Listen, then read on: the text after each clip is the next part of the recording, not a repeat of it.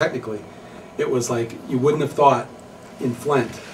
Just like if I'd said to you, you know, the best screening we had, you know, in terms of how perfect it was, Gary, Indiana, East St. Louis, Illinois. You know, I mean, you know, if you know what that means, you wouldn't initially think that.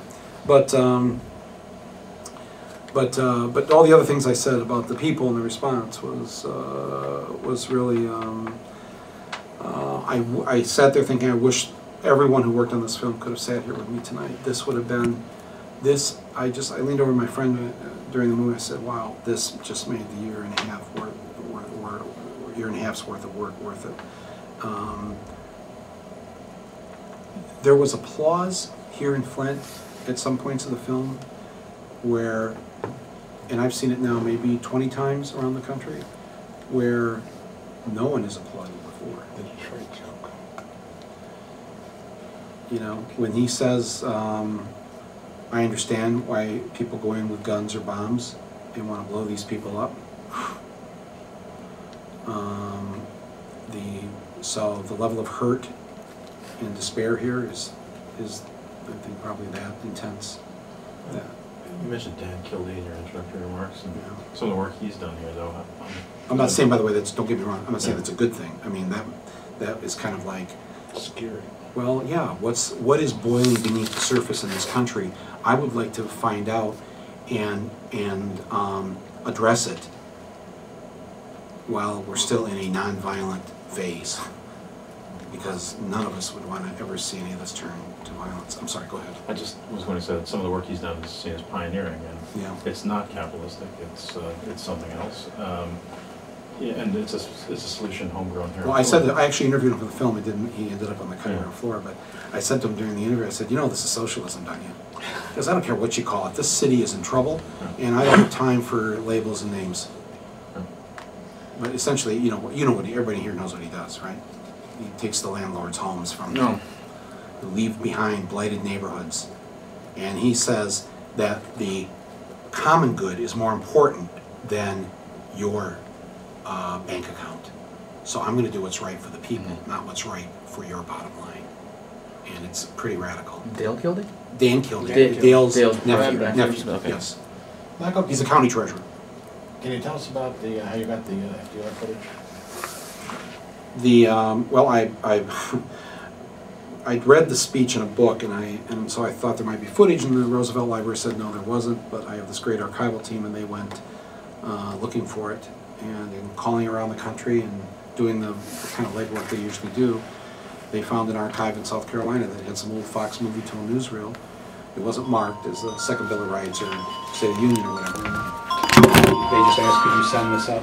Could you send this up to us in Michigan here?" And I said yes, and we did. And there it was. And they said nobody, and as long as they've had it, and they've had it for about 30 years, nobody's ever licensed it. Nobody's used it. And the family that was thrown out of their house by the clinic, they sent you that video? They sent me the video, yeah. How'd you feel when you saw that? I thought something really bad was going to happen. You know. The first one. Yeah. The first video. Yeah, I did too. Yeah. You know. And if I were watching Michael Moore's film, I go, "Oh no, what's going to happen?" But of course, they clearly they're not violent people, but they wanted people to see what it looks like from that POV, because usually we, as people who cover things, are covering it from this way, you know. So to get it that way was, you know. Can you characterize your state of optimism or whatever it is regarding the challenge you issued at the end of the movie and repeat it here today? Well, I'm quite optimistic. I've been optimistic since last November 4th.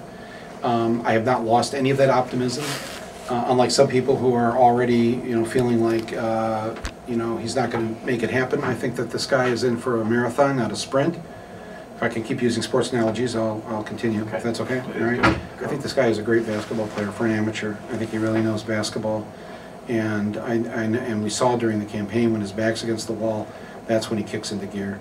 And I think he's been doing a lot of faking right and going left. And I think that's what he's going to do. I think he's just trying to calmly get into this so he doesn't have the Clinton problems when Clinton just kind of jumped in there and did the gay thing with the military and all that, He's just he's biding his time, and he's, bobbing and weaving, if I can use one word. I think that's it, yeah. I shut out my mouth in a radio talk show that I was hosting about encouraging Roger Penske to bring Saturn here to Michigan. We've started a movement. Can I give you a call when we get that further along? Yeah, you can. We'll do most of the work. You can send me an email, sure. We got it. Yeah. Is your email still mmore@aol.com? It is mmflint@AOL, but that's the public one. Yeah. If you need to get a hold of me, Basil here can give you a press so that I don't miss it. Cool. That would be good. Thank you. Okay. Kristen, anything? Are you okay? At the beginning, you had said to the audience, let's help make this city one of the greatest cities, once again. And can you talk to me a little bit about that, your optimism for here in Flint? Because I grew up here, because I know so many people who grew up here, I know that there is something very different about being from here. I've never been able to quite put my finger on it, but there is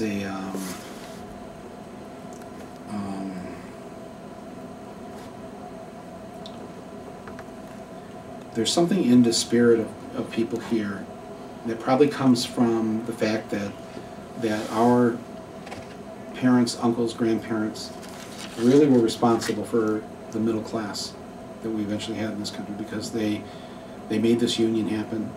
They got the first contract, and from that point on, everybody kind of followed that. And so people who didn't have a college education could actually earn a good living and send their kids to school, or have a decent life. So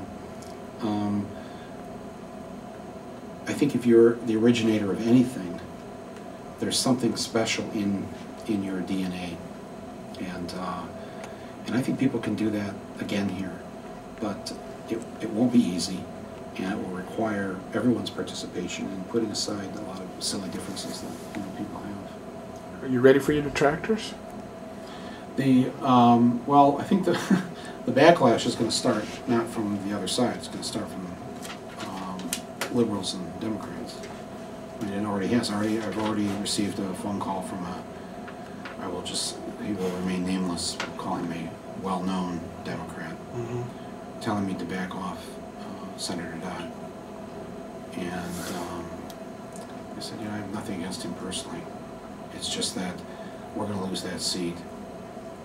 We're going to lose it before this movie came out. So we have to save that seat, and he has to not run for re-election. I mean, it's that simple.